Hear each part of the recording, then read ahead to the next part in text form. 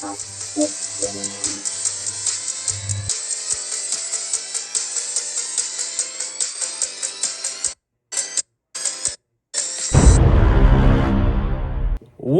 is going on, everybody? It is your boy, your man's Toxic Camel 331. Back at it with another review. And yesterday I was able to check out Dune Part 2 in theaters early in IMAX. But before we get textual, beginning of the video, what's up, guys? If you don't forget to subscribe if you're new to the channel, because number one, it's absolutely free. Number two, we're on the road to 700 subscribers. Just 94 right now. Really, how about your boy if you did subscribe? Also, if you missed my previous toxic movie reviews I've done in the past, they're in a playlist on my YouTube channel if you'd like to check that out. And do feel free to comment your thoughts on Dune Part 2 down below, or your excitement rate for it.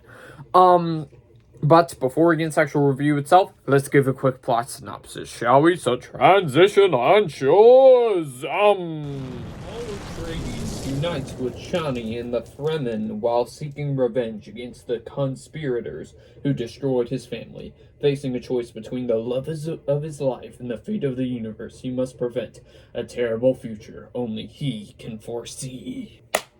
Alright, so my history with Dune. I've never read the book, but I do have the book over there somewhere in my book collection, along with my other movies and DVDs and stuff.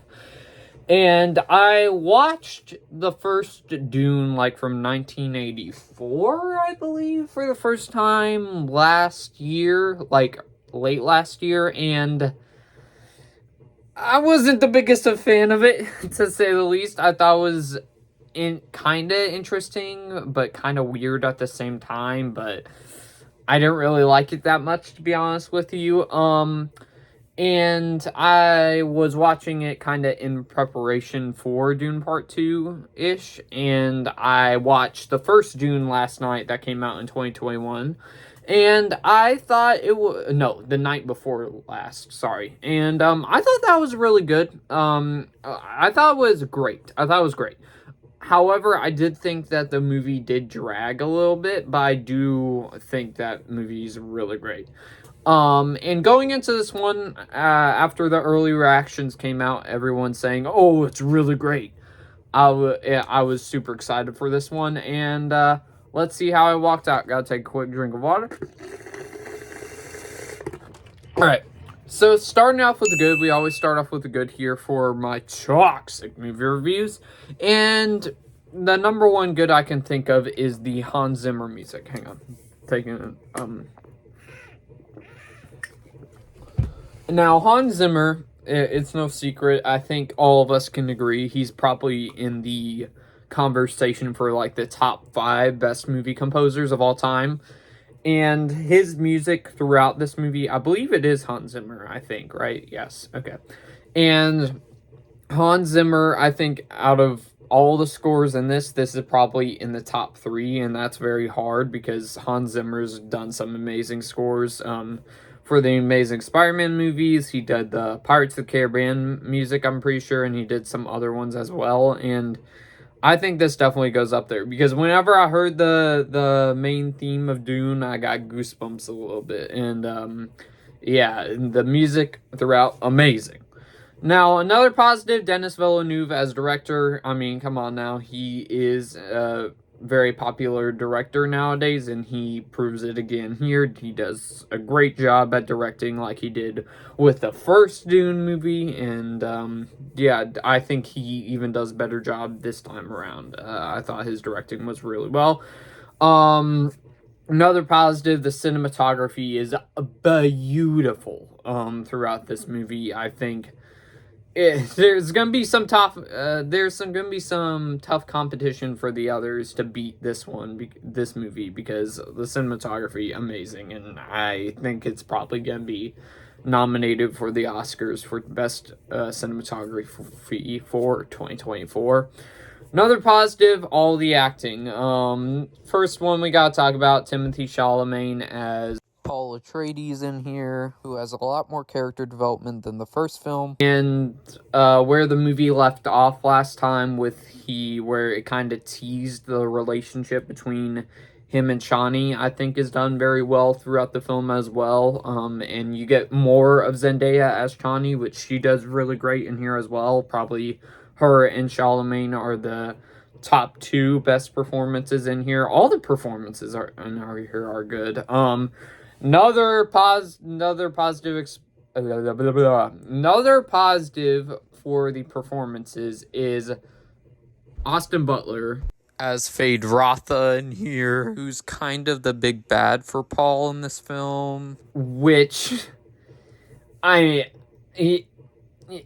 you would have never convinced me that I could not see him as anything but Elvis, but this might be his new role, because him as the villain in here, Fade Rotha, was pretty creepy. I liked how it was kind of like a horror movie villain. I liked all the creepy stuff with him, and there's this one fight scene, which we'll talk about this a little bit more later in the good too.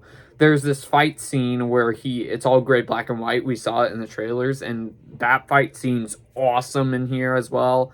And just a cool villain. Other performances in here as well, pretty solid as well. We got Rebecca Ferguson as Lady Jessica. I thought she was great in here as well. And then you got Florence Pugh as Princess Irulan. I had to write down the names because I don't know some of the names, but she's good in here, but she doesn't really pop up much. So if she popped up a lot more, it would have made the movie longer and probably put it into negative, but I'm glad they kind of didn't explore it much, but she's good in here.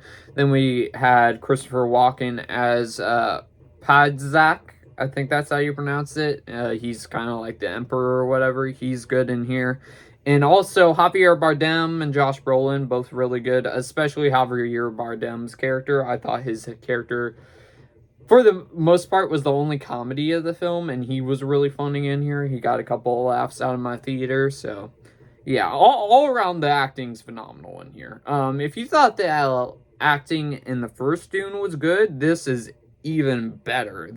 It's just another positive, the pacing is better than the first film. Excuse me, sorry. As I mentioned earlier, for the first Dune from 2021, the pacing is much slower compared to some other movies, and it kind of drags the movie score down for me. But this one, I think the pacing is way more better. You get, like, I'd say this: the first one focuses on more the build up and not like the actual fight scenes and stuff. There, you do get some fight scenes in there, but not a whole lot. But this one gives you more fight scenes in here, and the pacing is way more better because of that. And yeah. Another positive is the further world building. I mentioned in my short review of Dune 2021 for the first time ever the other day that I thought the world building was phenomenal in that, and this further builds upon that. The world building is top notch in this, and gets you invested in the Dune world, and you want to see more. Another positive, the CGI and creature designs. We all saw the scene from the trailer with the worm riding sequence, which that's one of the best parts of the whole entire movie. There's so many, and it was super cool, that one scene, and they have a bunch of unique creature designs in here that I thought were quite cool and creepy looking, so that's another good. The action, I talked about it earlier with Austin Butler's character as Fade Rotha. The action in here is phenomenal. There's a bunch of sword fights throughout, which are quite intense. There's one near the end where you see in the trailers with Paul and Fade Rotha facing each other. That one's pretty intense because you don't know where it's going to go. It was really cool.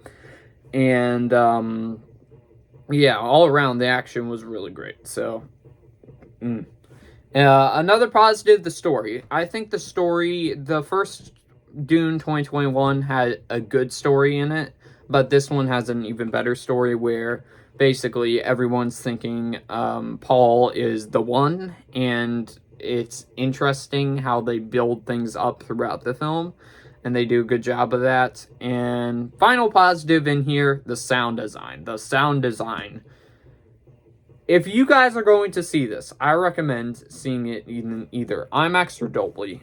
I saw it in IMAX, and see it in one of those two, because the sound design is definitely needed for one of those theaters. So yeah, amazing sound design throughout the movie.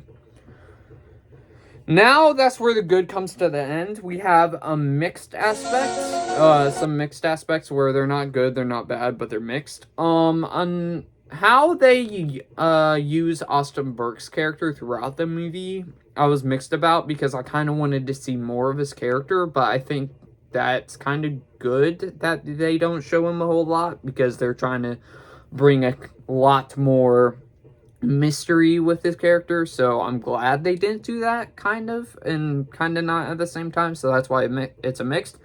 This isn't necessarily a mixed for me, but it is for other people. If you didn't like the first Dune, you might or might not like this movie. If you want more kind of fast-paced movies, more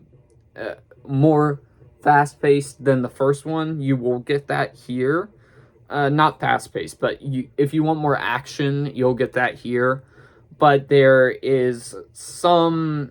If you didn't like the world in the first movie, you won't like it here. So, it's a mixed bag on if anybody will like it or not. And then, that is where the mixed ends, and I have the bad, which I only have one. It's a very small one.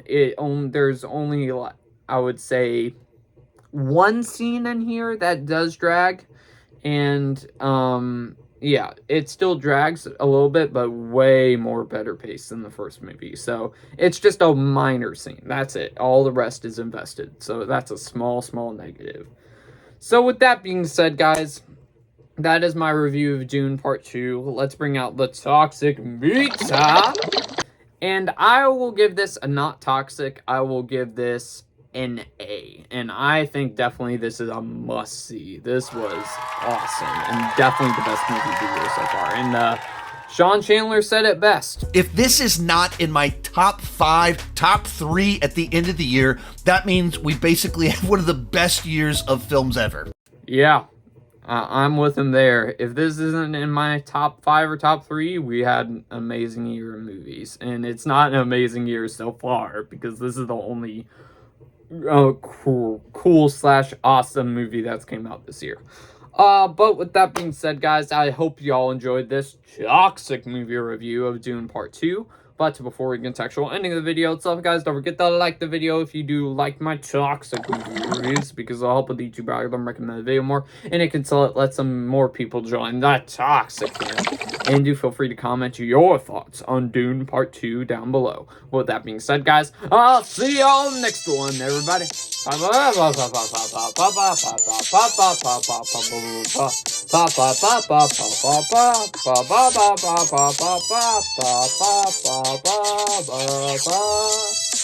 Peace.